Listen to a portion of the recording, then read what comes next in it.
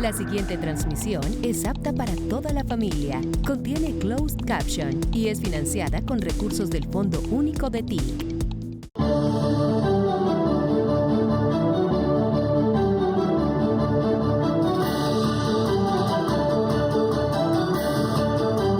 Estos actos se han vuelto repetitivos a lo largo y ancho del tiempo en que llevo presidente de Colombia.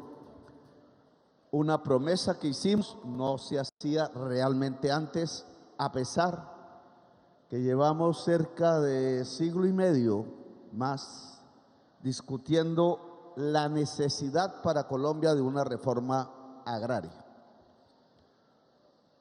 En los últimos años, desde la Constitución del 91 al menos, y yo creo que varios periodos presidenciales antes más, no se tomó ninguna iniciativa alrededor del tema de democratizar la propiedad de la tierra en Colombia. El análisis histórico que nos pasó en el siglo XIX, XX, antes, y el análisis económico y social, qué consecuencias tiene el que no se haga una reforma agraria en la economía y en la sociedad misma, parece no haber sido tenido en cuenta. Es que por la violencia es que se han matado los colombianos, y esa violencia es producto de la tierra. Por la tierra es que se han matado los colombianos. Y no ahora, viene de siglos. Y un problema así descrito debió ser la prioridad de todos los gobernantes. ¿Cómo se soluciona? Quizás hubiera podido admitir que hubieran errores, los habrá, los hay. Pero ¿cómo ni siquiera se discutió este tema en la mayoría inmensa de los gobiernos que me precedieron? Cómo incluso, sobre todo en los últimos, lo que tuvimos fue lo contrario. Estimularon a bandas armadas y al mismo Estado en sus tres poderes a que se concentrara aún más la propiedad de la tierra en Colombia. Concentrar la propiedad es que el espacio que se tiene para cultivar, es decir, el de las tierras fértiles sobre todo, queda en manos de unos pocos, de unas pocas. Mujeres poco hay, sobre todo hombres. Hombres que heredan la tierra, hombres que aparecen de pronto, sin haber tenido tierra, siendo propietarios de grandes haciendas. Pregunta que solo se responde: ¿y por qué?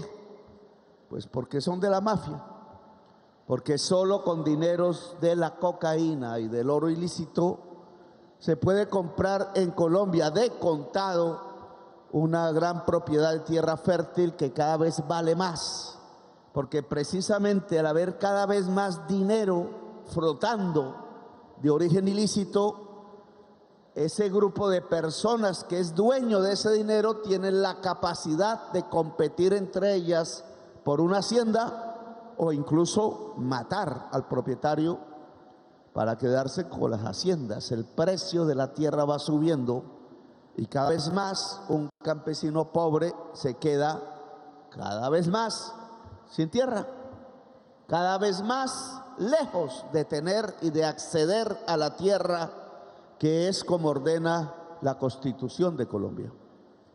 El acceso a la propiedad de la tierra del trabajador agrario, sea asalariado, sea no asalariado. Esa orden constitucional se volvió mentira en Colombia. Es uno de los tantos hechos que por ahí denuncio en mis discursos alrededor de cómo la Constitución de Colombia y su Estado social de derecho no se aplica, al punto que los nuevos magistrados, como si hicieran un discurso político, dicen Estado de Derecho, no Estado social de derecho. Me tocó decirles en una conferencia que no he tenido tiempo de publicar, de tantos problemas que van surgiendo cada día, a los mismos magistrados del Consejo de Estado allá en su reunión en Villavicencio, que la diferencia entre Estado social de derecho y Estado de derecho es la igualdad humana. No es que se cumplan las normas, sí, pero cuando solo se cumplen las normas que permiten las ganancias del poderoso y no se cumplen las normas que permitan la igualdad de la gente, pensiones, salarios dignos, trabajo asalariado, tierra para cultivar, etcétera, pues no estamos construyendo un Estado social de derecho, estamos construyendo un Estado de derecho mafioso. Ojo, ya daré que hablar. Un Estado de derecho mafioso es un derecho de la mafia. Se cumplen las normas de la mafia, pero no se cumplen las normas de la ciudadanía. A cumplir las normas de la mafia, es decir, un derecho mafioso, le atribuyo otros dos conceptos. La seguridad, mal llamada democrática, que se construyó alrededor de los muertos, eso es. Y es decir, una seguridad mafiosa que se hace amenazando al ciudadano y a la ciudadana, y a amenazas que pululan por ahí. El Estado mafioso le llamo gobernanza mafiosa. Gobernanza paramilitar, para ponerle esa palabra que se conoce en la región, aquí se llamaban macetos, pero que en el fondo lo que es una gobernanza mafiosa, porque el paramilitarismo fue el ejército principal de las mafias, infiltrado incluso en el Estado, en todas las ramas del poder público, incluida la presidencia de la República. Se preguntan los gringos, ¿y por qué creció tanto el cultivo de hoja de coca en Colombia? Pues por eso, que creían que creciera en cultivos bajo una gobernanza paramilitar. La yuca, el café, las piñas. No, crece es los cultivos de hoja de coca. De nuevo le digo a los señores gobernantes de los Estados Unidos, que los eligió el pueblo de allá. De nuevo les digo, lo que hizo crecer el cultivo de hoja de coca en Colombia es el consumo en Estados Unidos y en Europa, y haber tenido en Colombia una gobernanza paramilitar hasta hace 2 años y medio, 3. ¿Por qué? Porque ¿qué es el abrazo entre el presidente Duque y alias el Ñeñe en campaña electoral? ¿Qué es eso? ¿Creían que Duque le iba a quitar los cultivos de hoja de coca alias el Ñeñe? Hombre, norteamericanos, gringos, por favor, ustedes no son ni brutos ni bobos. Yo ya descubrí en dónde está la trampa de los datos, pero no voy a usar esto porque estamos hablando de la tierra para el campesinado.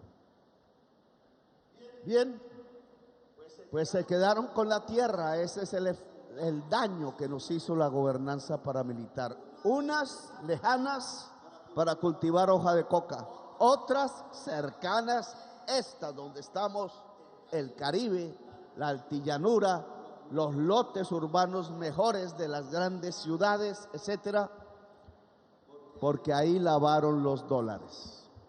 Y por eso lo que tenemos no fue un Estado social de derecho, no fue que se cumplió el que el trabajador agrario accediera a la propiedad de la tierra, sino el desalojo por millones de los campesinos de la tierra.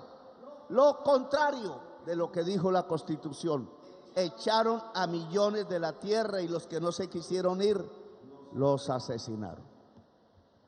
Historia pasada, pero aún cerca de este pasado.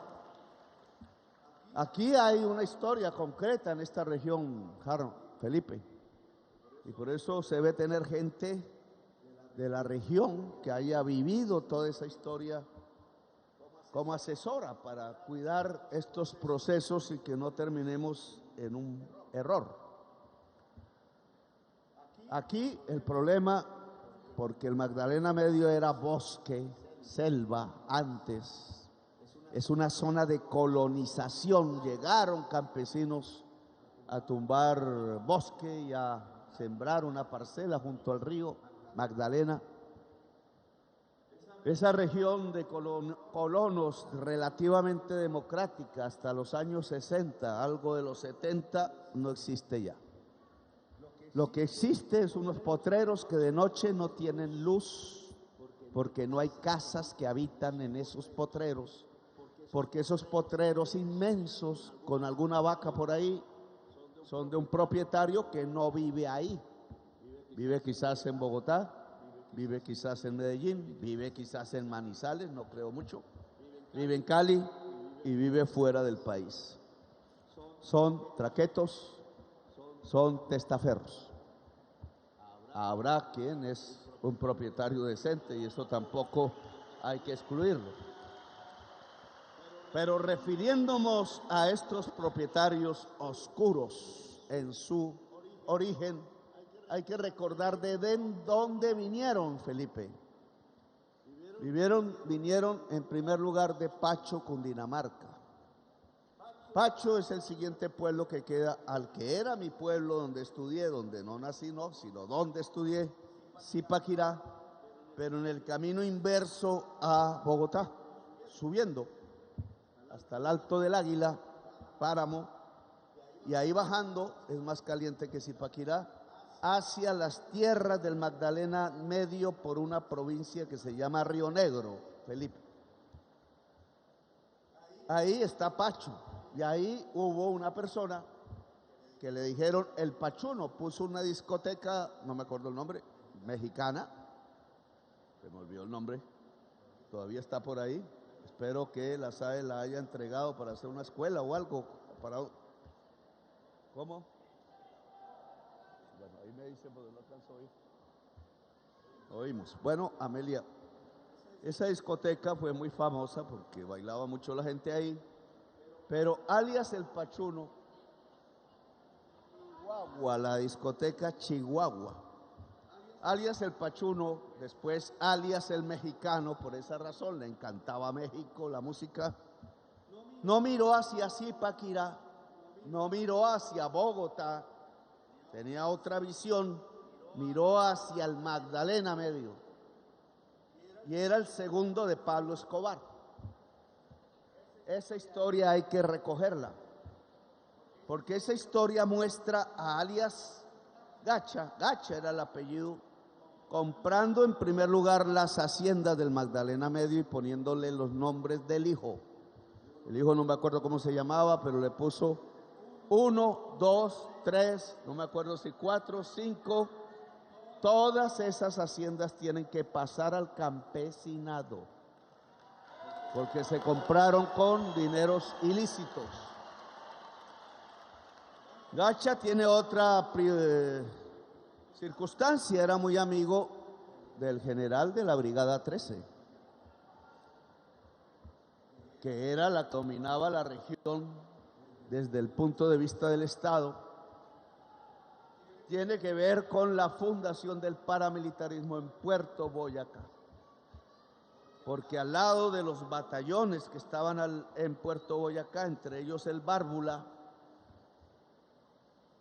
con Pablo Escobar trajeron pago al señor Yair Klein, coronel del ejército de Israel, ejército que hoy está bombardeando a decenas de miles de niños y de niñas en la ciudad de Gaza, Palestina. Traía ese entrenamiento. Allí en Puerto Boyacá enseñaron el primer grupo paramilitar. Y ese primer grupo paramilitar es el que asesinó al ex candidato presidencial Luis Carlos Galán Sarmiento en Soacha.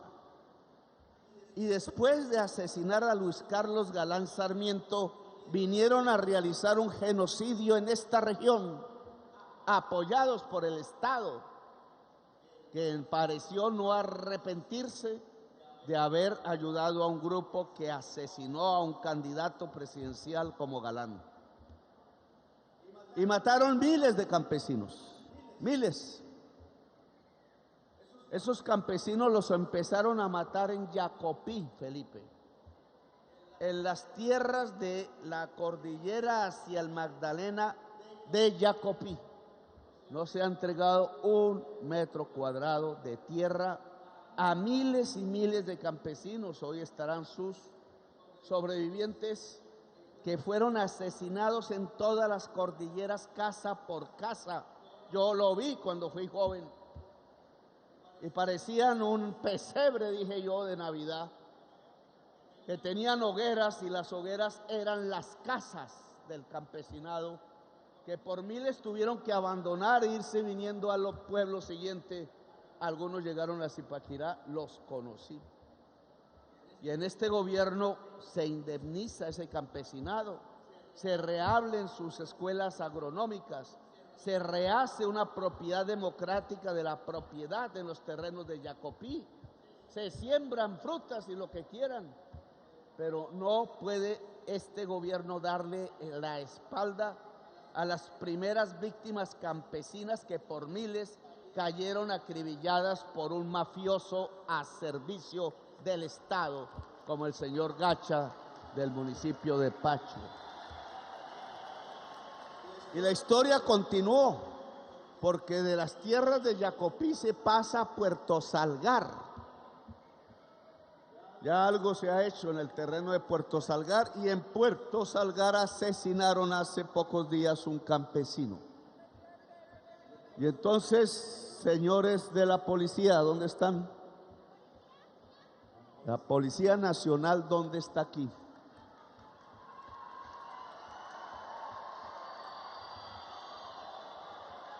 ¿Está o no está? ¿Dónde? Porque no veo por allá. Señor de la Policía Nacional de La Dorada, ¿dónde está? ¿Está o no está? No puede ser que esté el presidente de la República de Colombia y el comandante de la Policía de Dorada no me dé aquí parte.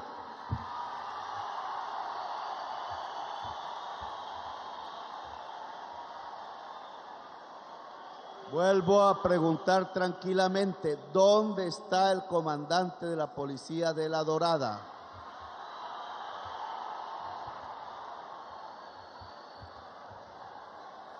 ¿Cómo es posible que en medio de la población que está aquí presente, campesina, en donde han asesinado precisamente a un líder campesino que recibió del gobierno una tierra de la pasada hacienda entregada en Puerto Salgar, no esté la policía para darnos un informe sobre en qué ha avanzado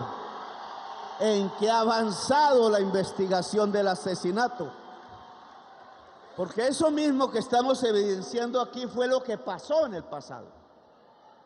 En el pasado aparecían los cadáveres en las quebradas y en las trochas de miles de campesinos y nadie investigó, y la tierra pasó al doctor Gacha, le decían en los clubes sociales y en algunos comedores de oficiales de Bogotá. Me toma, ministra de Agricultura, nota para que esto no se me olvide, porque el director nacional de la policía nos tiene que comentar para que lo llame de una vez. Que le diga que la orden que da el presidente de la República es que aquí se cuida el campesinado o se cambia la policía, porque no vamos a permitir un nuevo asesinato más. La policía me responde por la vida del campesinado del Magdalena Medio.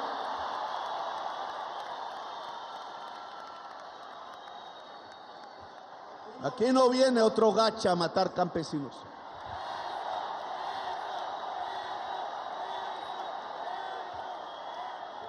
Llevamos 18.000 hectáreas de 40.000. 40.000 que deben aumentar. No es suficiente. Magdalena Medio es una de las áreas prioritarias de la reforma agraria. Y hay que producir, no solo tener tierra. De nada nos sirve tener tierra si no es para trabajarla. Y para trabajarla se necesita tecnología, educación y dinero. Y la asociatividad debe permanecer, porque solo un campesino empieza a perder su fuerza. Y solo ayudándose entre sí, la familia, la campesina, el campesino y las familias del lugar, es que podemos echar para adelante la producción. Ministra, la producción a nivel nacional creció 1% este año. No sé, está entre pesca, agricultura separada de minería que se va al suelo. Y no me preocupa, porque le dije al pueblo colombiano que nosotros no podemos vivir del carbón, que tenemos que vivir es de la agricultura y de la industria. Y es lo que está pasando. Hoy los datos del DANE dan que crecimos 4,3% en el mes de julio, creo que es el dato más alto de mi gobierno. Y creció la industria y creció la agricultura, y lo que más creció fue la salud, la educación y las fuerzas de seguridad del Estado. Son los 3 sectores que crecieron. Y creo que es el camino correcto, porque si una sociedad tiene más producción, más educación, más salud y más seguridad en términos de gente, de jóvenes, porque la mayoría son jóvenes, pues es el camino que tiene que seguir Colombia. Es decir, el resultado del mes de julio dice que el programa de gobierno del cambio es correcto. No nos equivocamos en lo fundamental, pero el que la agricultura vaya pasando de 10 a 1 significa que hay que darle un salto a la agricultura. Y el salto a la agricultura no es uno, llegar con comida donde no hay comida, comprarla el Estado, y hasta ahora no he podido ver eso funcionando bien. A donde no hay comida, donde hay hambre. 2, exportar, a donde también hay hambre, pero en el mundo. Y 3, agroindustrializar, que no se puede hacer por familia casi, sino que hay que hacerlo por regiones. Ya usted conoce cómo es, pero eso necesita dinero. Y el dinero no es del Estado regalado, ojo, porque no habría dinero para tanto. Nosotros nos concentramos en democratizar la tierra, nos concentramos en que haya crédito para producir los alimentos en la tierra, pero de ahí a industrializar, que es el paso que hay que dar, y Colombia aún no lo da. Hay que hacer cooperativas de industria de la producción agraria, en la leche, en la papa, en el maíz, en el arroz, etcétera, etcétera, etcétera.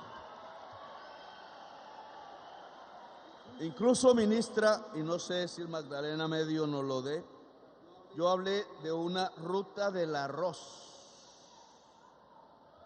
Los chinos tienen una ruta de la seda. Para los chinos ya es exportar inteligencia artificial, fibra óptica, etcétera. Para nosotros debería ser exportar alimentos industrializados, exportarlos. La ruta del arroz sale por acá, llega ya a mi tierra, Córdoba, a Yapel, ya llegó un avión a Yapel por fin, y sale por La Mojana y se va hasta Magangué, etcétera. Hay otras partes arroceras de Colombia. Los arroceros han hecho paro porque no tienen cómo vender el arroz, porque los explotan los molineros, porque los arroceros productores no nos han hecho mucho caso, excepto en norte de Santander, excepto en el Cauca y otras regiones, para hacer cooperativas de molinos de arroz y que no los estafen los molineros. Pero aún así tenemos que hacerles vías. La ruta del arroz son vías campesinas, que por estar haciendo las dobles calzadas, el país no hizo las vías del campesinado de Colombia. Y la ruta del arroz es una vía con industria, con factorías, con silos, que nos permitan volvernos una potencia exportadora de un cereal que en alimentos concentra muchos nutrientes, no es carbohidrato, que en mi opinión es el arroz y que podríamos competir con él en toda América y más allá de América. Estoy esperando que nosotros, como gobierno, podamos entregar la ruta del arroz con el fondo de adaptación y con los fondos del ministerio y que pueda incluir todas las haciendas que el campesinado ha escogido para producir arroz, de las que hemos entregado en la Agencia Nacional de Tierras. Bien, esto significa que la política es integral, incluye Banco Agrario, incluye Agencia Nacional de Tierras, incluye la ADR para hacer los proyectos cooperativos con la zona de cooperativa, incluye presupuesto y incluye los ahorros del público en el Banco Agrario en Colombia, que no volvió por aquí. ¿Dónde está el Banco Agrario? No volvió por aquí. Finagro y Banco Agrario. ¿Finagro dónde está? Igual que hay que tratar al señor comandante de la policía local, hay que decirle a la directora de Finagro dónde está. Porque aquí hay un peligro. Entregamos tierra y no entregamos para producir, se vuelven a quedar con la tierra después de nosotros. Ojo, y por eso hay que apostar, amigos y amigas campesinas, a que el proyecto de la reforma agraria y el gobierno progresista continúe en el otro gobierno.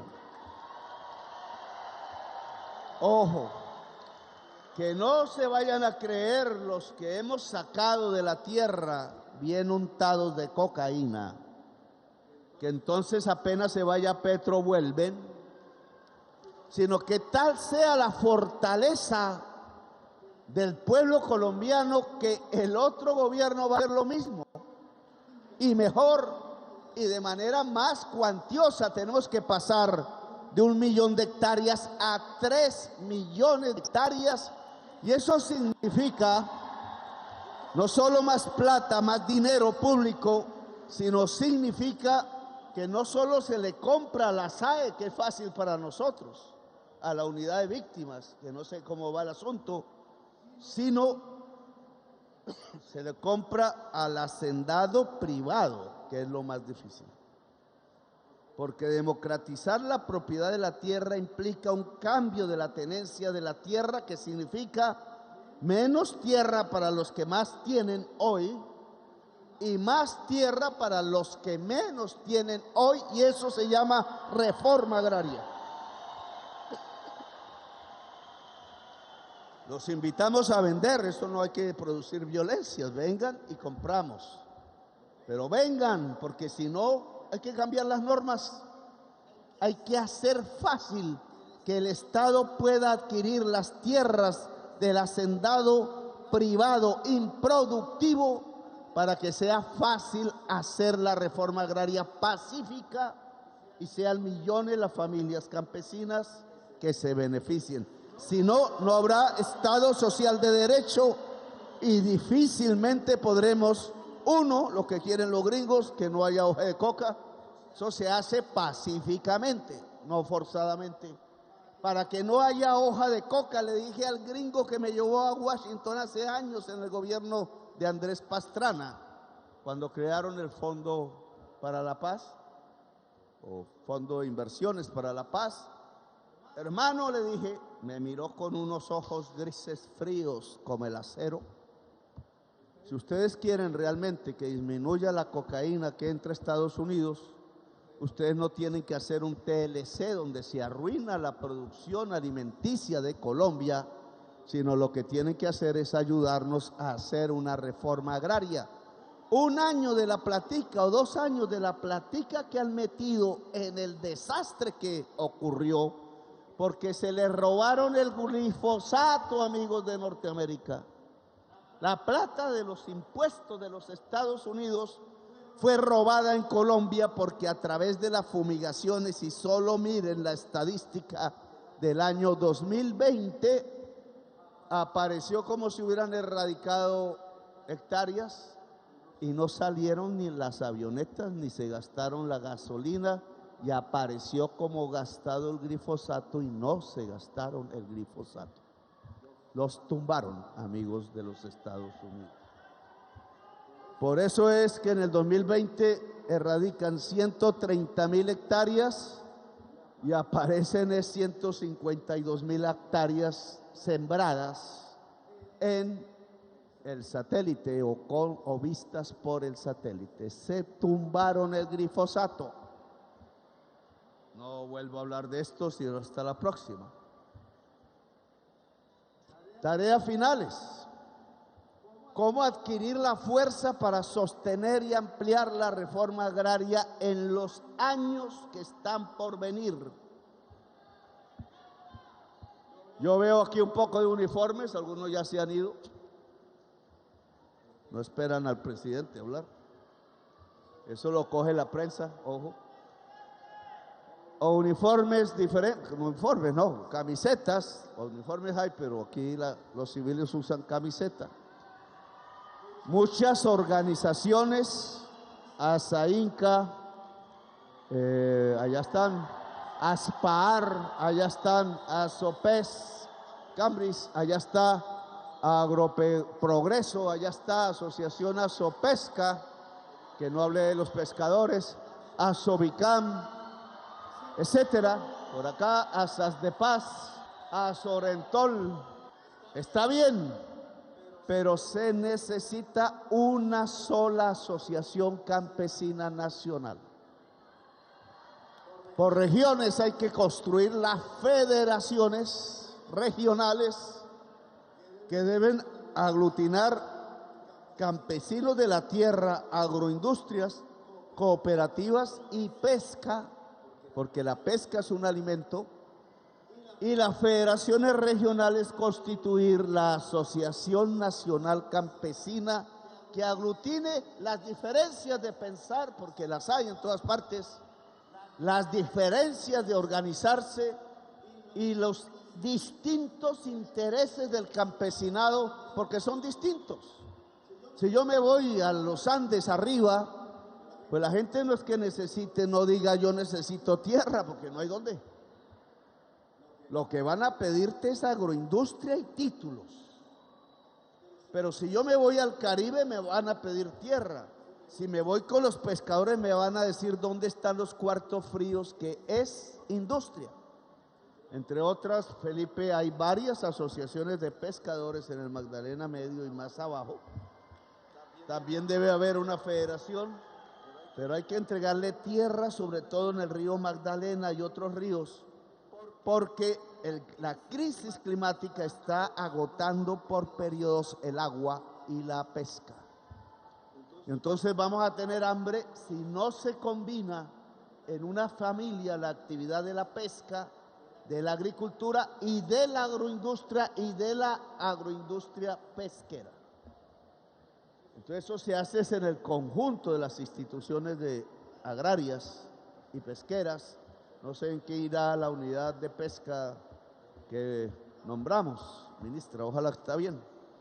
Una asociación nacional campesina, como tiene que haber una central única de verdad de trabajadores y trabajadoras, como tiene que haber una federación estudiantil o incluso una federación juvenil, como tiene que haber una agremiación de la cultura, como tiene que haber ciudadanías urbanas que se organicen por interés local, pero que se puedan juntar para darle fuerza a la petición. Si la petición la hacen 3, no sirve. Pero si la petición la hace 1 millón en las calles, se vuelve realidad. Y la reforma agraria es una petición que debería tener, y desde hace tiempos, millones de campesinos y campesinas respaldándola. Entonces yo quiero que empecemos a organizar de estos eventos, que ya hemos hecho muchos, los eventos de la movilización campesina. Usted ha hablado de un movimiento campesino constituyente. Lo que habla el país desde unas elecciones parlamentarias. Pues empecemos a hablar de ambas cosas, de cómo se crea una asociación nacional campesina, de cómo se articulan las demás fuerzas sociales de Colombia y de cómo volvemos realidad el año entrante a través de los mecanismos que la Constitución actual ya establece, la convocatoria a una Asamblea Nacional Constituyente para hacer una Constitución que garantice, no la nueva Constitución, ojo, que ya la tenemos. Algunas cosas hay que modificar, pero la Constitución ya la tenemos. Que garantice que se vuelva realidad, que garantice que ningún magistrado nos vuelva a echar un discurso de un Estado de Derecho que termina siendo un Estado mafioso, sino que sea el Estado social de Derecho que ordenó la Asamblea Nacional Constituyente de 1991 y a la que le pusieron trampa, le pusieron conejo por andar del brazo de la gobernanza paramilitar que dejó 200.000 asesinados en Colombia. Ahora es el Estado social de Derecho en la práctica, en el presupuesto, en las obras, en la realidad viva del país cotidiano y no simplemente una frase. Y eso lo garantizamos convocando al pueblo. Ya lo vimos, pero ya no es una consulta popular. Ahora, porque nos quieren poner conejo en la reforma a la salud, en la pensional nada que nada, ahora vamos a la Asamblea Constituyente que haga realidad el poder popular constituyente en Colombia y a través de los mecanismos que la misma Constitución del 91 otorga para volverlo realidad. Para eso, organización. Para eso, aglutinamiento. Quieren que este programa siga, quieren que estas reformas sociales sigan y se vuelvan realidad. Entonces, poder constituyente, no hay otro camino. Es la nueva fase de la lucha popular, es la nueva fase de que es el gobierno del cambio, es la fase en la que se compromete la actividad, el tiempo, el físico del presidente de la República, Petro. Gracias, muy amables.